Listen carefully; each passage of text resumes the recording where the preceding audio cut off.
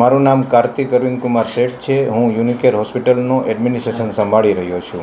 સપનાબેન અમારે ત્યાં primary consulting માટે પહેલાં આવેલા હતા, ડાબા પગની કમ્પ્લેન લઈને આવેલા હતા। એમને ત્યારે આપણે દવા લખી દીધેલી હતી કે ભાઈ આ દવા તમે લેશો તમને સારું થઈ જશે।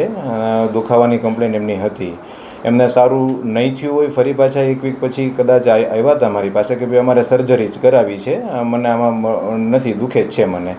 એટલે ત્યારે આપણે એમને આયુષ્માન કાર્ડ અંતર્ગત એમની લેફ્ટ એવી માલફોર્મેશન જે એમની ડિસીઝ હતી, સાથે સાથે બાયલેટરલ પોપ્લિટિયલ એન્ટ્રેપમેન્ટ, એ બંને વસ્તુ માટે આપણે એમને દાખલ કર્યા હતા। ડાબા પગની એમની જે કમ્પ્લેન હતી એ માટે આપણે એનું ઓપરેશન કરવાનું હતું। સાથે સાથે અમે જ્યારે પ્રી ઓપરેટિવ રિપોર્ટ કરતા હોય, સોનોગ્રાફી કરતા હોય, ત્યારે એવું જાણવા આવ્યું હતું કે ભાઈ ડાબા પગની સાથે સાથે 80% કેસમાં જમણા પગમાં પણ આ વસ્તુ હોઈ શકે।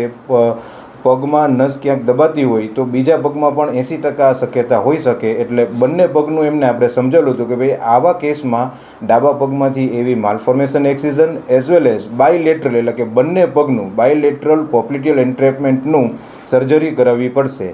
એ દર્દીની સાથે દર્દીના ફઈ આવેલા હતા, બંનેને આપણે વર્બલી સાહેબે સમજાવેલું હતું અને પછી એમની આપણે કન્સેન્ટ લીધેલી હતી। સાહેબ, એમને એવો આક્ષેપ કર્યો છે અને પોલીસમાં અરજી પણ કરી છે કે ડાબાની જગ્યાએ જમણા પગમાં ઓપરેશન કરી નાખ્યું છે, શું કહેવું છે આપનું? ઓપરેશન બંને પગમાં કરેલું છે, ડાબા પગમાં તથા જમણા પગમાં બંને પગમાં કરેલું છે। ડાબા પગમાં એવી માલફોર્મેશન એક્સિઝન એક સર્જરી કરેલી છે, જમણા પગમાં બાયલેટરલ પોપ્લિટિયલ એન્ટ્રેપમેન્ટ છે એની સર્જરી બંને પગમાં આપણે કરેલી છે।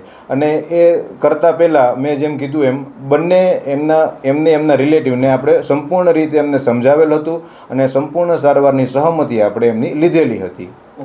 અને જે સહમતિ જે છે એ પણ ગુજરાતીમાં જ લખેલી હતી અને એમણે ગુજરાતીમાં જ આપણે સમજાવેલું હતું એમને।